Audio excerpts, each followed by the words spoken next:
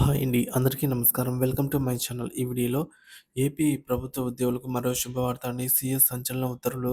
దీనికి సంబంధించిన పూర్తి అప్డేట్ వివరాలైతే వీడియోలో తెలుసుకుందాం. వీడియోని ఎక్కడే కానీ స్కిప్ చేయకుండా ఎండ్ వరకు చూడండి. అప్పుడే ఇన్ఫర్మేషన్ పూర్తిగా అర్థమవుతుంది. వీడియో చూస్తున్న ప్రతి ఒక్కరు వీడియోకైతే లైక్ చేయండి ఫ్రెండ్స్. ఈ వీడియోని తోటి ఉద్యోగ మిత్రులతో అయితే షేర్ చేయండి. కొత్తగా మన ఛానల్ చూస్తున్న వారు సబ్స్క్రైబ్ చేసుకోకుంటే వెంటనే మన ఛానల్ అయితే సబ్స్క్రైబ్ చేసుకోండి. దీని ద్వారా నేను చేసే లేటెస్ట్ వీడియోస్ అన్నీ మీ వరకు రీచ్ అవుతాయి. ఇక ఆలస్యం చేయకుండా వీడియోలోకైతే వెళ్ళిపోదాము. సో ఫ్రెండ్స్, విషయానికి వచ్చినట్లయితే ఏపీ క్యాబినెట్ సమావేశం షెడ్యూల్‌లో మార్పులైతే వచ్చాయండి. సీఎస్ నుంచి తాజా ఉత్తర్వులైతే విడుదలయ్యాయి. ఆంధ్రప్రదేశ్ రాష్ట్ర క్యాబినెట్ సమావేశం షెడ్యూల్‌లో మార్పు జరిగింది. డిసెంబర్ 4న జరగాల్సినటువంటి ఈ సమావేశాన్ని ఒకరోజు ముందుకు, అంటే డిసెంబర్ 3 మంగళవారానికి మార్చారు. ఈ మేరకు ప్రభుత్వ ప్రధాన కార్యదర్శి నీరబ్ కుమార్ ప్రసాద్ గారు తాజాగా ఉత్తర్వులు జారీ చేశారు. తొలుత షెడ్యూల్ ప్రకారంగా డిసెంబర్ 4న వెల్లగపూడి సచివాలయం మొదటి బ్లాక్‌లో మీటింగ్ హాల్‌లో ఈ సమావేశం జరుగుతుందని ప్రకటించిన తాజా మార్పుల ప్రకారం సమావేశం తేదీని ముందుకు తీసుకొని వస్తూ నిర్ణయం తీసుకున్నారు. సమావేశాల్లో చర్చించవలసిన అంశాలండి. ప్రభుత్వం ఈ సమావేశానికి సంబంధించి పలు అంశాలనైతే ముందుగా సిద్ధం చేయాలని అధికారులను ఆదేశించింది. డిసెంబర్ 1 సాయంత్రం 4 తేదీ లోపల, అంటే ఈరోజు ప్రతిపాదనలు సమర్పించాలని సీఎస్ స్పష్టం చేశారు. ఇక కేబినెట్ సమావేశంలో ప్రధాన చర్చలు.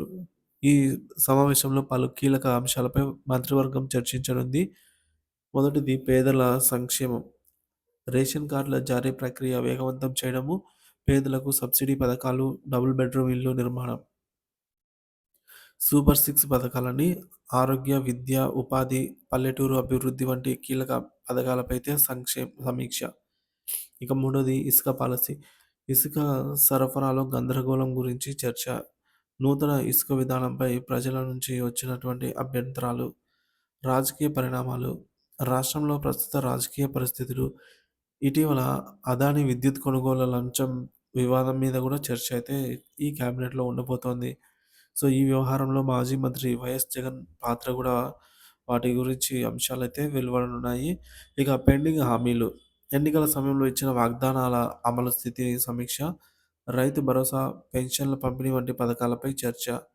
ఇక రాబోయే బడ్జెట్ ప్రణాళికలు. 2004లో రాష్ట్ర బడ్జెట్ రూపకల్పనలో భాగంగా కీలక చర్చలపై అయితే కొనసాగుతుంది.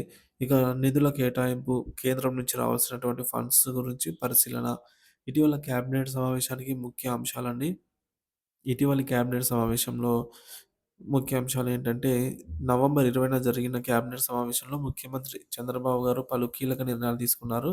వాటిలో రైతులకు మద్దతు ధర, పంట గిట్టుబాటు ధర అందించే పథకము, అలాగే బయోప్లాస్టిక్ ఉత్పత్తుల ప్రోత్సాహం, పర్యావరణ పరిరక్షణ కోసం ప్లాస్టిక్ వినియోగంపై అయితే నియంత్రణ, బయోప్లాస్టిక్‌ను ఎక్కువ వాడాలని జెప్పేసి ప్రోత్సహించారు. అభివృద్ధి ప్రాజెక్టులు, మౌలిక సదుపాయాల కల్పనకు భారీ నిధులు కేటాయింపులు. ఇక ప్రభుత్వ లక్ష్యం ఏంటంటే, ఈ సమావేశం ద్వారా ప్రజలకు న్యాయం చేసే విధంగా పథకాలను వేగంగా అమలు చేయడం, పెండింగ్ ఇష్యూలపై నిర్ణయాలు తీసుకోవడంపై ప్రభుత్వం దృష్టి సారించనుంది. నిన్నటి నవంబర్ 20న సమావేశం ముఖ్యాంశాలను కొనసాగిస్తూ ఈ సమావేశంలో మరింత ప్రగతి సాధించేందుకు ప్రభుత్వం ప్రణాళికాబద్ధంగా ముందుకు వెళ్తోంది. సో చూడండి ఫ్రెండ్స్, ఇక మనకు డిసెంబర్ 3వ తేదీనే క్యాబినెట్ భేటీ అయితే జరగనుంది. సో మీ అభిప్రాయాలను కామెంట్ ద్వారా తెలియజేయండి. Thank you for watching this video.